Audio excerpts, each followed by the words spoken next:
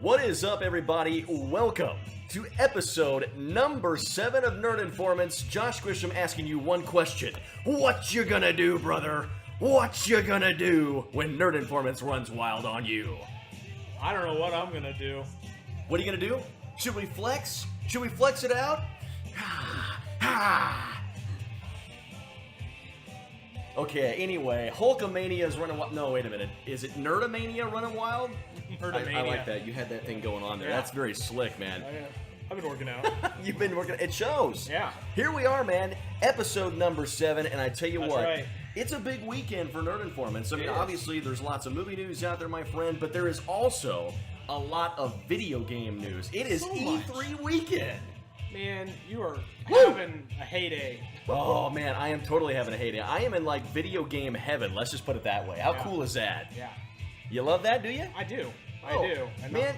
typically I'm in comic book heaven, so it's nice to see you in that light. I'm finally getting a little bit of love, right?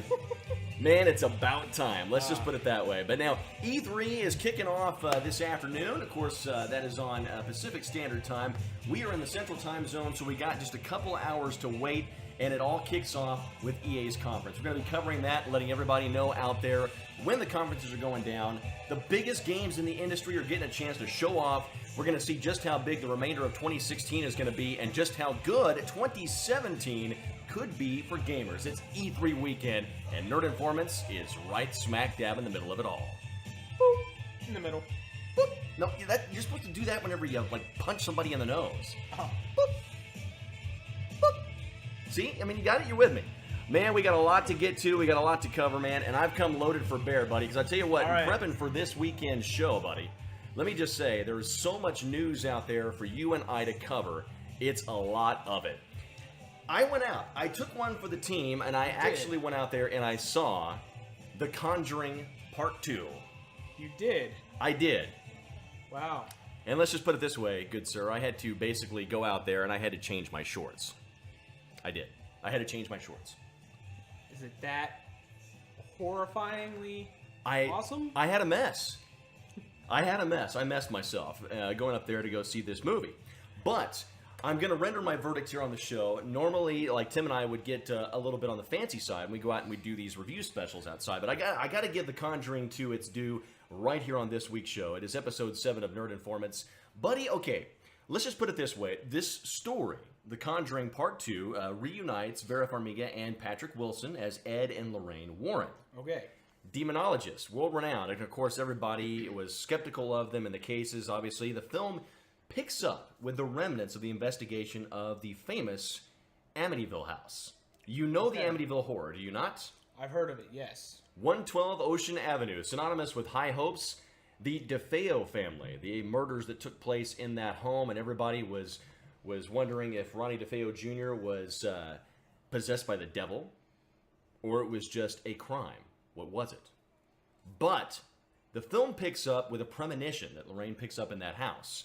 And what she sees forces her and Ed out of practice almost for good. Really? Until London comes calling.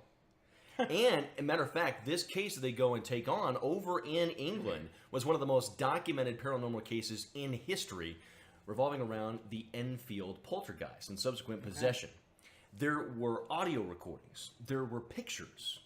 Levitations. A girl floating above her bed. All documented.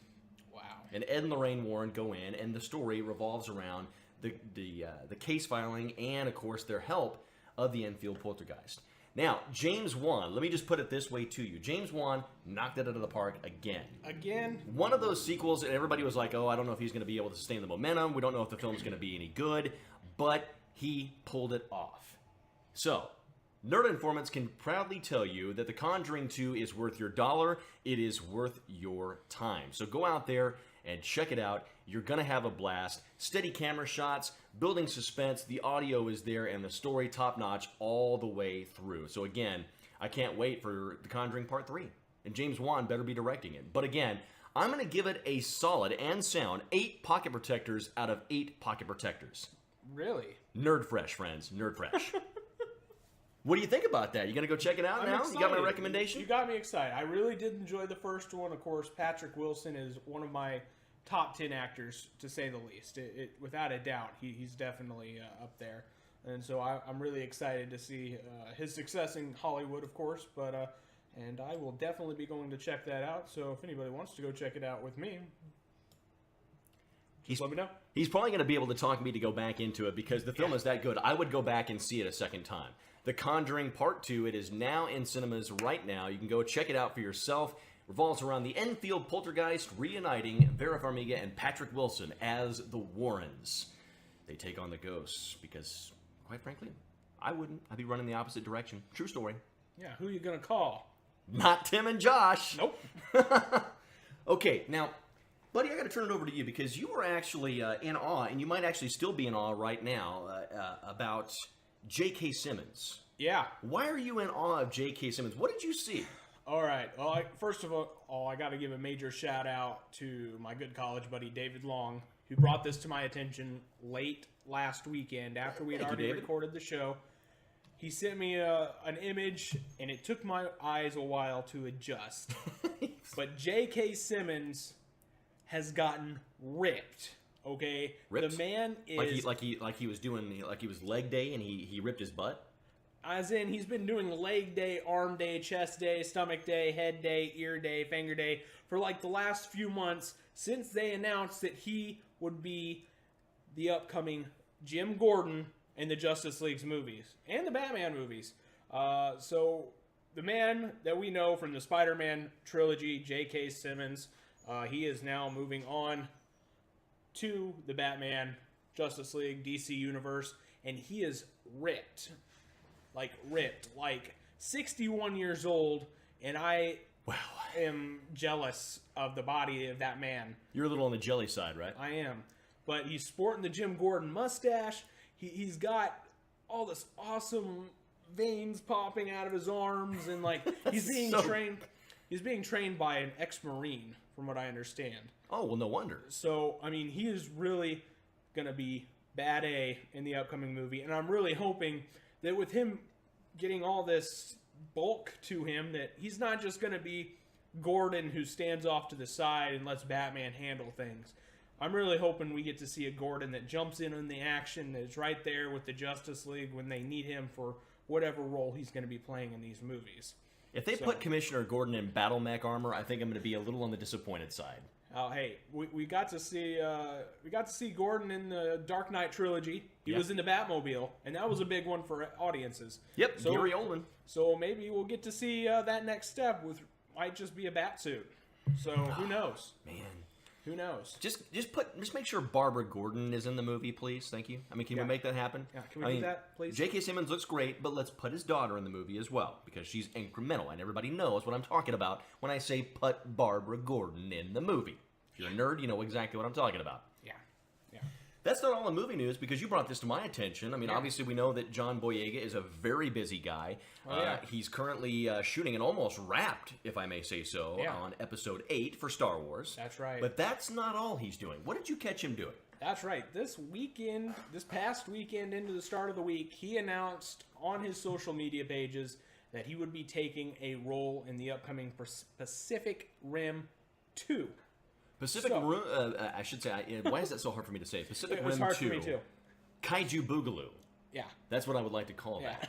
Do we know what he's doing yet? He's signed on. What character is he going to be? Do you got any inside info? There's a little insight. Basically, I don't want to mess up his name, but Idris Elba. Idris Elba, yes. Yeah, he was in the movie. I knew I was going to butcher his name. It's okay. We butcher everything. But his character that he played in the last movie, John is going to be playing his son, from what I understand. Now, we don't have the character's name yet. Okay. But that's what's in the rumor mill right now, is that he's going to be playing his son. So I think that's going to take quite a dramatic turn, especially if you've seen the last movie. You know what happens to the Papa. He's going down. They had to get it done. I mean, obviously the world has been saved for right now, but we need John Boyega for sequelitis. That's right. To continue the plot. So I'm very excited for him. Excited to see him jump forward in a new movie franchise. Because Finn is fantastic. John Boyega, his portrayal in that movie and The Force Awakens was amazing. I'm excited that other people are wanting him outside of the Star Wars franchise. That's always a great thing to hear. for us nerds. Oh yeah, definitely. I mean, John Boyega obviously has pretty much stolen hearts everywhere, which I think is really, really cool. Obviously, a big debut for him in Star Wars, but it goes a little bit beyond that because he was part of the Hunger Games series there, kind of a one-off situation. You might have blinked and missed him there, but obviously he has proved his notoriety with Star Wars, and I expect big things to come for John Boyega. But is it safe to say, kind of switching gears from the movie realm a little bit with Tim, but also to TV? Yeah. You are a big CW fan, and there's a big reason for that. Why is that? CW fan. My final year of college, they started the Arrowverse. Okay, we got some Stephen Amell. We got some Stephen Amell playing in the Arrow TV show, and it's taken off. And we've gotten into Flash spinoff, and we got Legends of Tomorrow. And they announced at the end of the season that Supergirl, that was on NBC, is now moving over to the CW franchise. So now we're going to have 4 superhero shows, not counting iZombie, because that doesn't count. 4 superhero shows, all on the same network. So that was exciting news a few weeks ago. But now even more exciting news this past week was the fact that we learned that Superman is going to be making an appearance in the upcoming season. Second season, if you took part in the first episodes of the first season, we got to hear Superman's voice. We kind of got to see his silhouette, but his face was kind of blurred out. So you really couldn't tell who was playing Superman unless you checked the IMDb credits and found out. But I'm assuming that's not the actor they're going to use. So they just said Superman's going to be there. So, of course, the internet went crazy. Who's going to be playing Superman? Here's what everybody thinks. We all know, and are we most getting of Cavill? Us love. We're not going to get Cavill. They've been very strict in saying that they want to keep these universes separate. Mm-hmm. They want to keep these universes separate, and so we're probably not going to see anyone from the movie jump over to the television. So I don't think that's in our future. It might be. We can keep our fingers crossed, but I really don't think that's going to happen. But what people are really saying is that they want to see Tom Welling, who portrayed Clark Kent in the Smallville series. Gotcha. I mean, that was very successful. A long-running 10 seasons, 10 years on television, and it's got quite the fan base, and so people are really excited and being very... What's the word I'm looking for? They're enthusiastic. Enthusiastic, that's a perfect word. For Tom Welling. Enthusiastic that they want him to return to the stage in The Man in the Red Cape and Red Undies. Tom Welling for Superman in Supergirl Season 2. Man, that's a bombshell, and I like that because I did see Smallville. I think that's really, really awesome news. How do you think he's going to translate into this whole new universe that they built and established? Is he going to be able to shed the Smallville side of himself? I think that the Superman that we would see coming on to Supergirl Season 2 is one that's very evolved. It's not the young man that we saw. It's not the young Clark Kent. I mean, he's been Clark Kent for a while now. As you can definitely tell, if you saw the first episode of Supergirl, you saw a very adult Superman taking a very young Kara to her new family. Yep. So there's definitely been a few years since Smallville has ended. If Tom Welling was to have joined. So I think there's great potential there, but I think there's also potential to introduce a whole new Superman to fans. And I know the CW is very big on reintroducing all new characters, bringing in people that we've never really seen before to that character. But more importantly, I think it's funny for our Legends of Tomorrow friends who know who Ray Palmer is, the Atom, who was played by Brandon Routh. He also played Superman in the movie Superman Returns. So I think it would be quite glorious to see him cameo on Supergirl on the same episode that we're getting to see Superman, the Atom, and for him to have a little playful conversation with Superman. Maybe, haha, I used to be Superman too. So, but... It's nice to see actually, DC really starting to think outside of the box, especially with this particular series. The CW really has fleshed out this world, and I think it's inspired casting. I mean, obviously, would you wanted to see an unknown with this possibly, or do you like this casting? Does it get your seal of approval? I like it. I like it. I think they're taking it in the right direction, and so I have big hopes. I really do. There you go. I mean, big news from the TV side of things. Again, Supergirl Season 2 is going to be one to watch, obviously, with the inclusion of Superman. Did they give an estimate how many episodes is he going to be in? The first couple? What are we looking at? He's definitely going to be a multiple episode run. That's So what we're it going to says. get more. It's not just a one-off. I'm going to say at least 3, maybe 4 if we're lucky. But I think it... Also, I'll add real quick, I think it's fantastic that they're bringing in this main Justice League character into the show, because kind of in the Arrowverse, they've kind of taken it to where the Green Arrow is kind of the Batman figure, with his run-ins with Ra's al Ghul and with Damian Dark. Those are characters we typically see with Batman. And we're also seeing, a lot of the meta-humans on Flash, and typically those villains belong to other characters. So to the more main Justice League characters. So I think it's very exciting that they're going and bringing in one of the majestic trio of the Justice League movies to TV. So that is not all. I mean, from TVs to movies, we're really covering it all here on Nerd Informants episode number 7. And really, I think if you look a little bit forward to shifting gears back to the movie side and things, James Cameron and David Fincher. Now, when I was doing show prep for this week's episode, I referred to those two individuals as having gigantic Oreos. And why do they have gigantic Oreos, Josh? Those two boys have got some serious Oreos. I mean, we're talking supersized Oreos. We're talking Oreos that whenever they go to dinner parties with the boys, they actually get introduced first. Or when they're driving around in cars, the Oreos have to ride shotgun. That's how big they are. A little bit too much information there, possibly? Anyway, what I'm trying to say is that I have to applaud David Fincher and I have to applaud James Cameron for a very specific reason here, friends. Because those two men were incredibly influential on seeing to it that the Deadpool movie that we just got in theaters and on home video, I might add, got made and got the green light. That's fantastic. They put their foot down. They were encouraging Fox to give it the green light. They were pushing for the film to get made in the state that we got. Fox was going to go towards the PG-13 realm, but Cameron and Fincher, God love them, stuck to their guns and said, this is the movie you got to make. Wow. That's fantastic. What do you think about that? Well, those two guys, they're very influential. They both have fantastic reputations. And so I'm glad Fox listened to them, because frankly, I don't think I would have enjoyed a PG-13 Deadpool movie. I don't think I anybody still would have would liked it.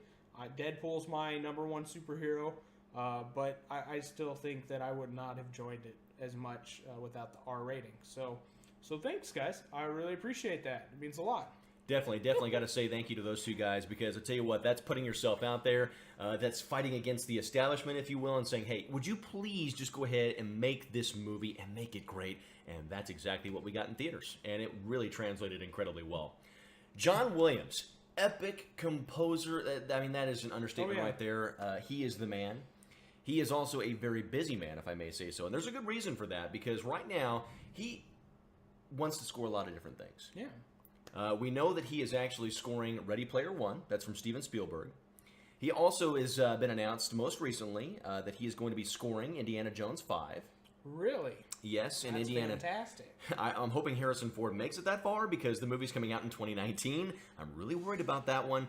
More so that John Williams can finish it, because 2019 is a couple years off, and neither one of those two guys are getting any younger, because Ford is like 70 or 71 right now, and John Williams is above that. But John Williams continues to work. I mean, it's inspiring. I love that about him. But time is waning. We're not going to have John Williams around for forever. But he's going to be doing Indiana Jones 5. And on top of that, he says, hey, I want to do Star Wars Episode 8. Now, quite frankly, I mean, Ready Player One, it's going to be a new film. I'm excited for that one. But I can't really envision a score for Indiana Jones or Star Wars that doesn't involve John Williams. What do you think about that? You are 100% correct in that. John Williams is a fantastic composer. You know, typically I don't pay attention to the music side of things probably as much as I should. But John Williams is definitely in my book. So I'd like to personally thank him. So if he'd like to stop by Branson sometime, that'd be great. And take him to Olive Garden. And he's going to have some breadsticks and salad. I'll have some breadsticks with John Williams and thank him properly. Attaboy. Attaboy. And I'm sure that would that not be an interesting thing to do, is to sit down across from a dinner table from John Williams and just pick his mind about movies and everything he's been involved in. That would be epic. Now, are you a Game of Thrones guy? You know Game of Thrones? You like that? I am a Game of Thrones guy. I'm not a strict follower. I'll let a couple episodes go by and then I'll binge watch all of them. Okay. Because, but I do really like Game of Thrones. I really do. What about Game of Thrones to you is standout? What makes you go back to it every time to watch an episode? And you can't say Targaryen. Well, that's the truth, though. Let's be honest. All right. I'm there for Emilia Clarke. But no, it's just something different. We get a chance to look back at a time period where these types of things really could happen, without the magic and the dragons and everything. But still in a time zone where people are fighting with swords, people are having to kill in the woods for survival. Yep. People sit on a wall and protect it from wildlings. That all possibly could have happened back in the day. Who knows? But I don't know. It's very real, I think, to me. So I really enjoy it.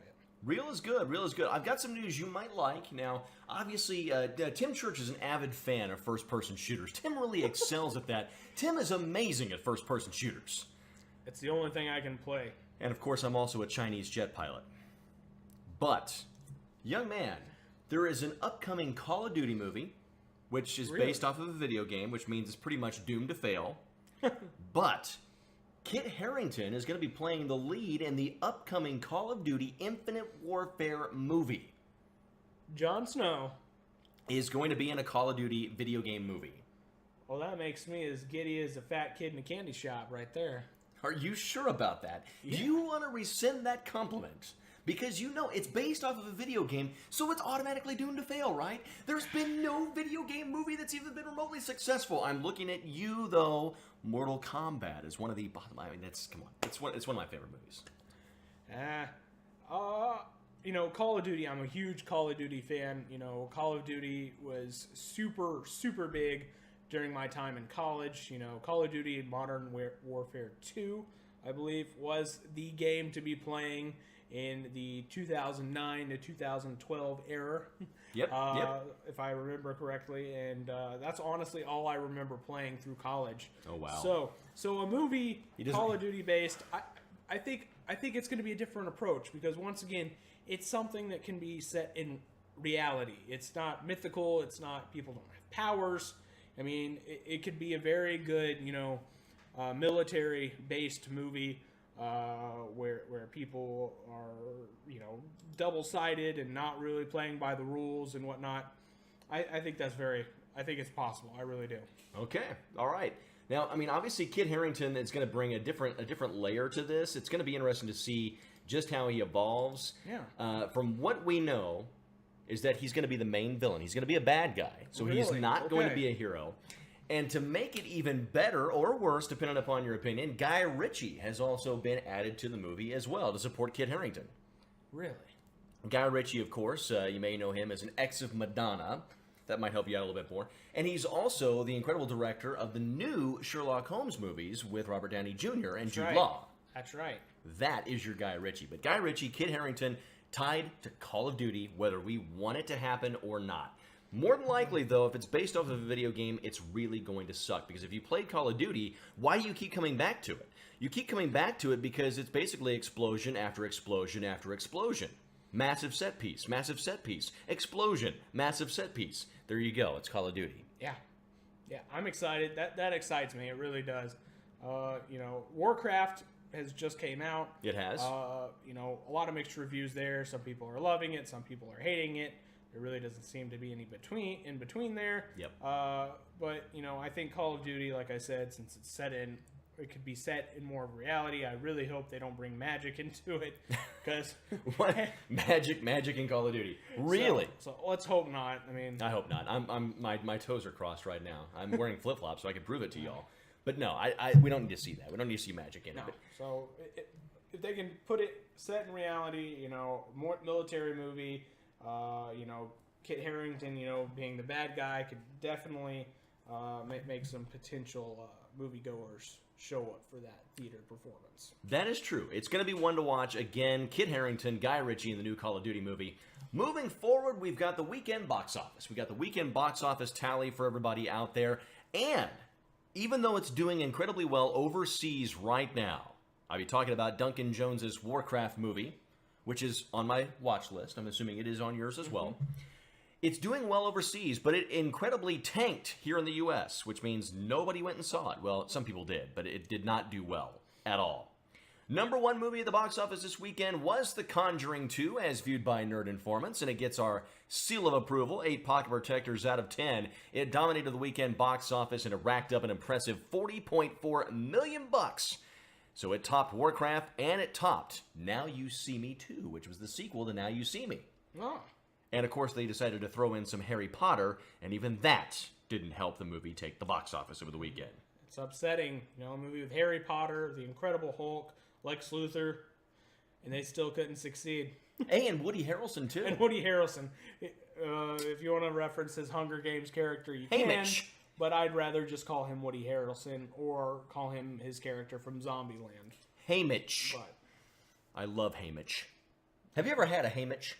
I had one once. The doctor was able to remove it, though, so we were good. I think he was more or less talking about a rash. Okay, man, you've got the floor.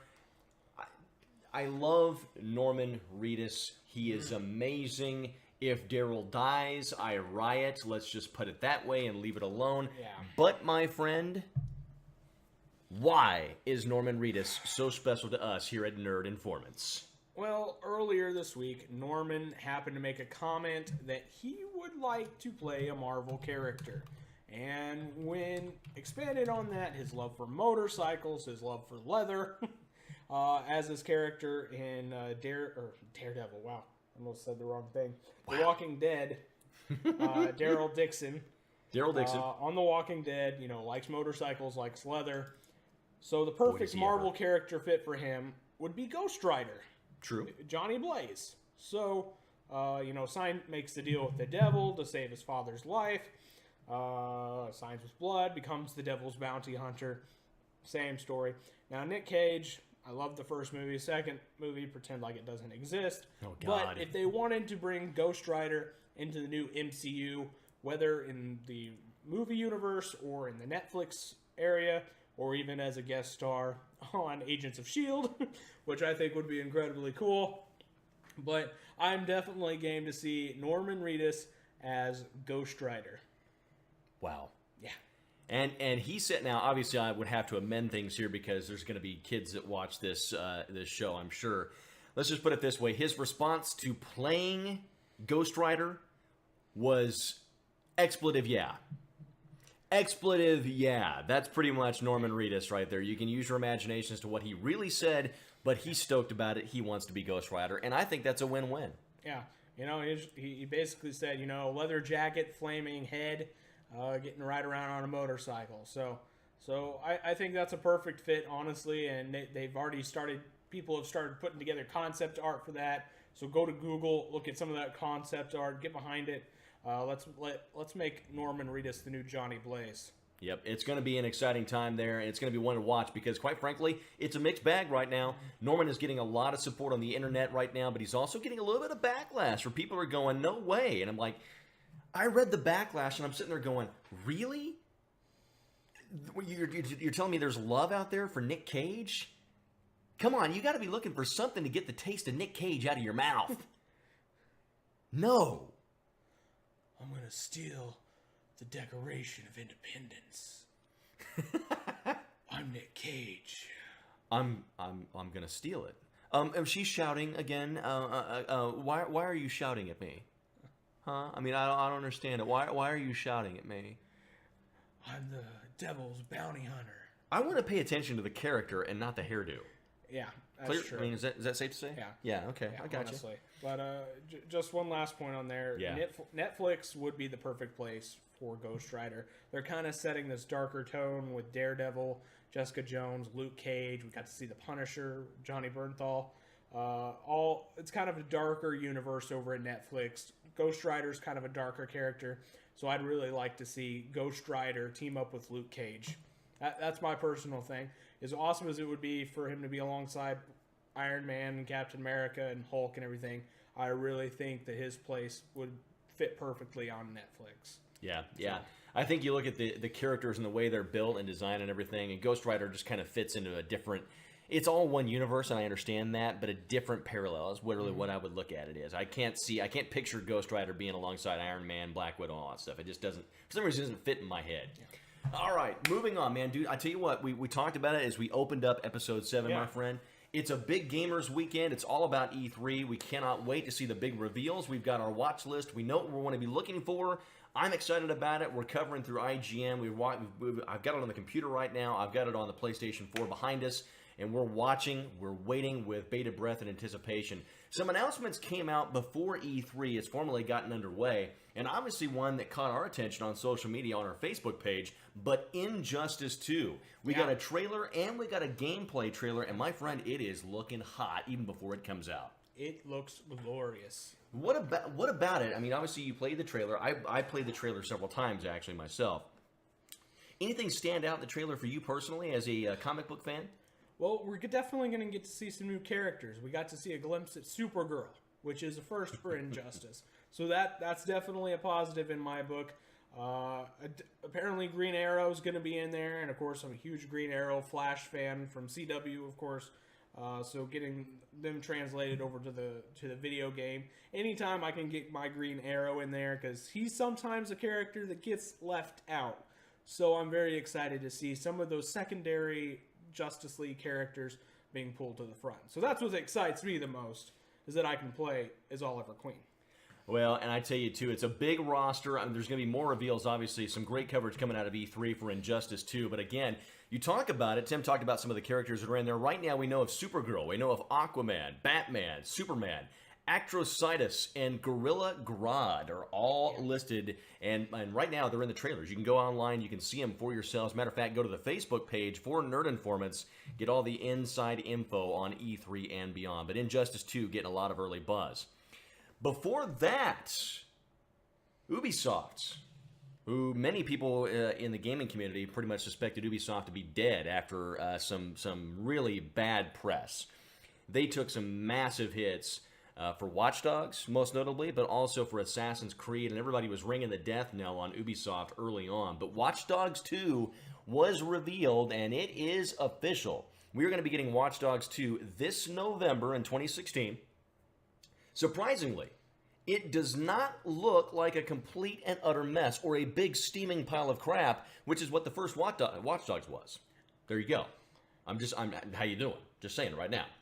It is set in San Francisco, features a new lead in Marcus and the mysterious Dead Sec, but right now, there's basically saying that everything is hackable. This is the game that we didn't get with Watch Dogs Part 1, and that's what's got gamers so excited. What's got you excited, though, Josh? Well, I'm liking the new lead character, quite frankly. Let's just put it that way. Okay. I'm liking the setting for it, and it really kind of reminds me a little bit of GTA to a certain extent. Really? Watch Dogs, hacking, mixed with Grand Theft Auto. That could be a really good combination. I can't wait to see more. I'm just hoping that it is not a complete failure. Ubisoft has got a lot to prove. They got to get Watch Dogs back on track. I think they know that, and from that point on, I think that's what could be something special. So it's going to be one to watch. All right. But on the gaming front, I made a list, obviously, that these are the games that I want more of. Obviously, with this E3 coming up, there's a lot that I want to see. I'm really excited about it. So I'm going to give you my Nerd Informants watch list. These are the games, my friend, that I want to see more of at E3, and I cannot wait to see what comes out. But on our watch list here for Nerd Informants, here for E3 2016, want to see more of Dishonored 2. Want to see more of God of War 4. We got some early conceptual images there, but I want to see the game fully fleshed out. God of War 4 is on the watch list. Final Fantasy VII Remake. That set the conference floor abuzz last year at E3. Everybody was marking out. The fanboy in me was screaming loudly when I saw the reveal trailer for that remake. So I'm looking forward to seeing more about that game. Final Fantasy 15, it's been 10 years plus in the running for that game to come out. We know it's going to happen, but obviously, is it going to have a placeholder at E3? We don't know. I cannot wait to see if there's going to be some trailers for that one, more gameplay that we haven't seen yet. Going to see how that world completely, fully fleshes itself out. Horizon Zero Dawn. It's a PlayStation exclusive, mixing prehistoric era with giant machine dinosaurs. What's not to like? I cannot wait to see more on that particular PlayStation 4 exclusive. Battlefield 1, we know that was announced. It's taken us back in time, going back to the World War era there. There's lots to like about that. I cannot wait to see more on Battlefield 1. Supposedly we're going to get some more trailers, possibly some in-game footage. PlayStation 4 basically kind of revealed a copy and paste trailer from the Xbox One showing in-game footage, and it looks good. Okay. It looks really, really good. So I want to see that. I do want to also see more on virtual reality. Yeah. Virtual reality. I do want to see more about that. Anything virtual reality. So I don't care if it's the HTC Vive. I don't care if it's PlayStation VR. I do want to see more on virtual reality. So hopefully, whether it's Microsoft or it's Sony or PC Race, I do want to see more of that come out at the E3 convention there coming up. So new exclusive, obviously taking some center stage there. I do want to see more exclusives announced. Obviously, things that we haven't seen yet or other things that have been in development hell for the past several years. Yeah. I do want to see, again, some more information come out about that. Last Guardian also is on my list, and Red Dead Redemption 2. Oh. That rounds it out for us. But again, E3, it's going to be on and underway here very shortly. I can't wait to watch that. And then as far as E3 weekend, again, we told you it's underway right now. We do want to let you know that the conference right now, EA's conference is at 3:30 p.m. Eastern Standard Time. Bethesda Software picks things up at 9:30 p.m. Eastern. Microsoft is on the 13th, so that'll be tomorrow, kicking things off at 12 noon Eastern Standard Time. Ubisoft, again, that's another developer we're going to be watching very closely. On the 13th, their conference takes place at 3:20 in the afternoon Eastern Standard Time. And Sony, it's a big one. I'm going to be watching that one very closely. I'm a Sony fanboy now. Their conference takes off at 8:20 p.m. Eastern Standard Time. So I want to tell you, if you want some Nerd Informants live coverage of that, just let us know.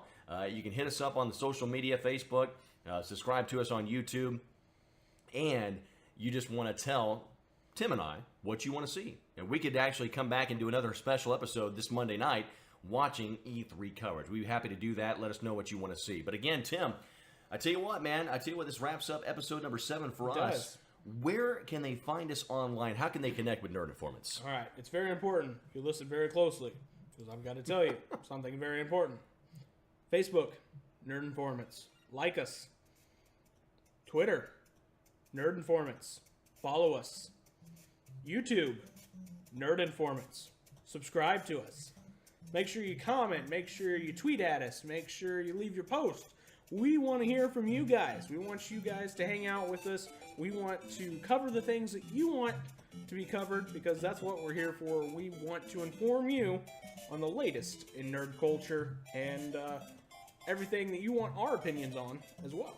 We got a lot of opinions. We're opinionated people, wouldn't you say? Very opinionated. We have nothing else to do.